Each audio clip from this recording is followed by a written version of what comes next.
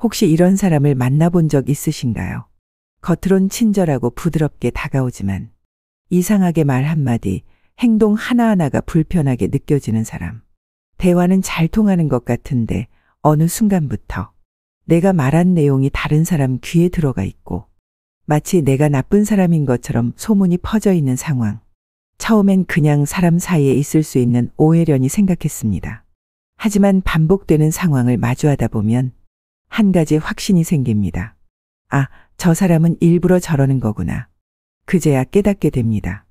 그 사람은 처음부터 당신을 향해 접근한 것이 아니라 당신을 활용하기 위해 다가온 것이라는 사실을요. 이 영상은 바로 그런 사람들. 겉으로는 웃고 있지만 속으로는 당신을 조종하려는 교활한 사람들의 특징 10가지를 다룹니다. 그리고 무엇보다 중요한 건 이런 사람은 절대 자신이 교활하다고 느껴지지 않게 다가온다는 것입니다. 오히려 누구보다 정중하고 다정하고 신뢰를 얻기 위한 말과 행동으로 당신을 감쌉니다. 하지만 바로 그 지점이 가장 위험합니다. 왜냐하면 사람은 감정에 기대어 관계를 맺고 교활한 사람은 그 감정을 철저히 이용하기 때문입니다. 당신이 잘 되면 질투하고 당신이 실수하면 그것을 기록합니다. 당신의 약점을 기억하고 필요할 때 꺼내 당신을 제어하는 도구로 사용합니다.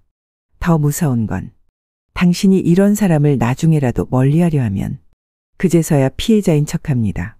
내가 뭘 그렇게 잘못했는데 나는 그냥 잘해주려고 했던 건데 그리고는 당신을 차갑고 배은망덕한 사람으로 몰아갑니다. 쇼펜하우어는 말했습니다. 악의는 숨을 수 있지만 의도는 언젠가 반드시 드러난다. 이 영상은 단순히 교활한 사람을 비난하려는 것이 아닙니다. 이런 사람을 미리 알아보고 실수를 피하며 자신을 지키는 지혜를 전해드리기 위함입니다.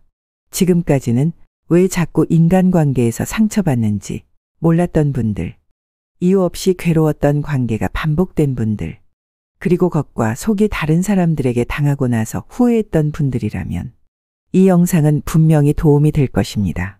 살면서 반드시 알아야 할, 그리고 반드시 거리를 두어야 할 사람들, 그들을 먼저 알아보는 능력이야말로 당신의 평온한 삶을 지키는 가장 큰 자산입니다. 첫째, 항상 당신의 약점을 먼저 파악하려 듭니다. 교활한 사람은 절대 당신을 있는 그대로 받아들이지 않습니다. 당신을 파악하려는 이유는 단 하나, 당신을 이용하기 위해서입니다. 그들은 당신의 말에서 실수를 캐내고 과거의 아픔이나 약점을 은근히 물어봅니다. 그리고는 그 정보를 미래의 조종 도구로 쓰죠. 쇼펜하우어는 말했습니다. 약한 부분을 들추는 자는 결코 당신의 편이 아니다. 그들은 공감하는 척하면서도 당신을 읽고 있습니다. 그 목적은 위로가 아니라 지배입니다. 둘째, 말은 부드럽지만 의도는 단단히 계산되어 있습니다. 교활한 사람은 절대 거칠지 않습니다.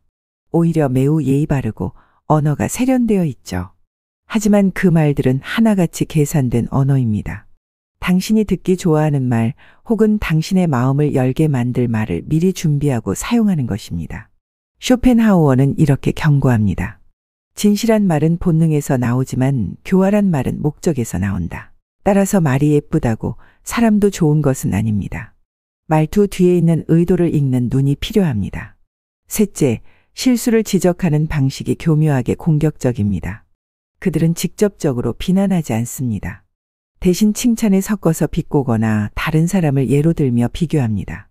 예를 들어, 요즘도 그런 방식 쓰는 사람 있구나. 혹은 너처럼 순진한 사람도 있네. 순수해서 좋다. 라고 말하죠. 이런 말은 칭찬처럼 보이지만 사실은 무시와 통제를 동반한 말입니다. 교활한 사람의 언어는 늘 이중성을 가집니다. 당신을 낮추면서도 스스로는 고상한 척을 하죠. 넷째, 절대 자신의 실수는 인정하지 않습니다. 교활한 사람의 핵심 특징 중 하나는 잘못을 인정하지 않는다는 것입니다. 오히려 상황을 뒤틀어 당신이 잘못한 것처럼 포장하죠. 예를 들어, 내가 그렇게 말한 게 아니잖아. 그건 내가 오해한 거지. 이런 식으로 자신은 절대 피해자나 가해자가 아닌 제3자가 되어버립니다. 쇼펜하우어는 이걸 도덕적 회피라고 불렀습니다. 이들은 항상 자신의 이미지를 위해 책임은 외부에 공은 자신에게 돌리는 습관을 가집니다. 다섯째, 다른 사람 이야기를 당신에게, 당신 이야기를 다른 사람에게 합니다. 교활한 사람은 정보를 무기로 삼습니다. 그래서 당신의 비밀을 캐낸 뒤 다른 사람에게 그것을 살짝 흘리죠. 동시에 다른 사람의 이야기를 당신에게 들려주며 신뢰를 얻으려 합니다. 그 목적은 단 하나, 모든 관계에서 자신만 중심에 서기 위해서입니다. 이런 사람은 결국 모든 인간관계를 도구로 씁니다. 여섯째, 조용히 질투하고 은근히 발목을 잡습니다. 교활한 사람은 당신이 잘 될 때 기뻐하지 않습니다. 표정은 웃지만 말은 차갑습니다. 너는 운이 좋았네. 이번엔 내가 된 거지만 다음은 모르지. 이런 식의 말은 당신의 성취에 미묘한 균열을 줍니다. 그리고 주변 사람들도 당신을 경계하게 만들죠. 쇼펜하우어는 질투를 숨기는 사람이 가장 위험하다고 했습니다. 질투를 표현하는 자는 위험하지만 숨기는 자는 더 위험하다. 일곱째, 사람을 세워주는 척하며 이용합니다. 교활한 사람은 당신을 띄워줍니다. 하지만 그 띄움은 일시적인 당근입니다. 나중에 자신이 필요할 때 내가 널 이렇게 도와줬잖아라며 보상과 충성을 요구하죠. 처음엔 고맙다고 느낄 수 있지만 결국은 심리적 빚을 지우고 통제하는 방식입니다. 이런 사람에게 진심은 없습니다. 모든 행동의 끝에는 이익이 있습니다. 여덟째, 타인의 평판을 아주 조심스럽게 무너뜨립니다. 그 사람 괜찮긴 한데 나랑은 좀 안 맞더라. 사람마다 다르겠지만 난 좀 불편했어. 이런 식으로 직접적인 비난은 피하면서도 타인의 명성을 조금씩 침식시키는 말을 합니다. 그 사람을 직접적으로 욕하지 않고 듣는 사람이 부정적인 이미지를 갖게 만드는 방식이죠. 이건 명백한 교묘한 공격입니다.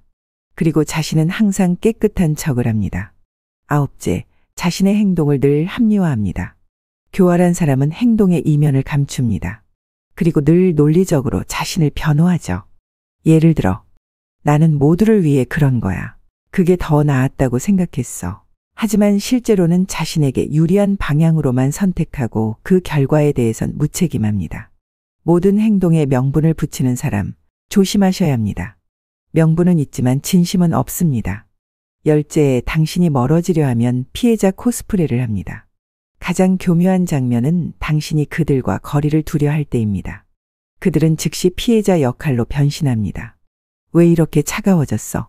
나는 너한테 잘해줬는데 왜 그래? 그리고는 주변 사람들에게 당신이 나쁜 사람인 것처럼 이야기하죠. 결국 당신은 거리를 두는 것조차 죄책감을 느끼게 됩니다.